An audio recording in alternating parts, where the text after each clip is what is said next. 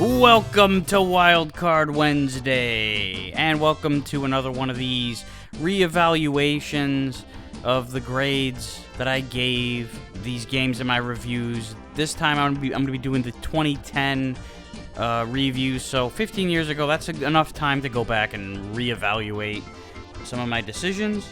So let's take a look. Let's just run through the list right now. Starting off with Gorf. That was the first game I did in 2010. And I gave it a B- at the time. And I think that's a pretty fair ranking. I think that I'm going to keep it exactly where it is at a B-. Mega Man 6 on an NES followed that. That was also a B-. And, you know, I still have some of the same feelings I do of Mega Man 6, the same general sense of it was a rehash. It was, you know, there was treading water. There wasn't enough new ideas, a lot of recycled ideas. And it was, you know, the games were coming out hand over fist every year. And it was, you know, it was getting, at the time, you know, it was definitely needed a little bit of refreshment, which it would get. But looking at it as, you know, in a vacuum by itself, Mega Man 6, you know, it's still a good game, and I think I'm gonna just give it a slight bump up to a B. I don't think it's that close to a C+ that a B- would be, so I think I'll just stay with a B as the choice for Mega Man 6. Firefighter on Atari 2600 was a D, and I had initially thought to bump it up to a D+, but it's still too flawed, still too empty, still a little bit on the unfinished side. I like the premise, but there's just a lot that it leaves to be desired, and I don't think it's, you know, close enough to the C level to be bumped up to a D+, so I'm going to leave it as a D. Vector Man on Sega Genesis was an A, and I didn't give this one a lot of thought.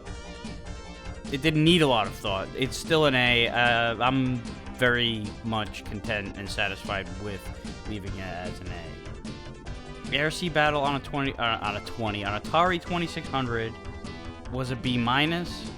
This is one of those, like, Dark Ages, early Atari 2600 games, and was one of those really fun ones. Very crude and rough around the edges. It is what it is, but it's all it needs to be, and I think a B- is a fair enough grade. I'm going to leave that one as is.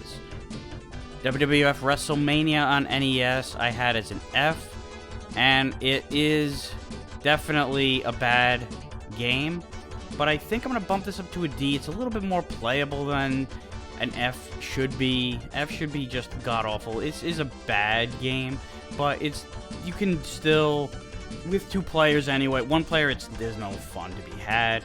With two players, you can definitely take the piss out of it and have a fun little shitty match with it. I'm going to give it a D.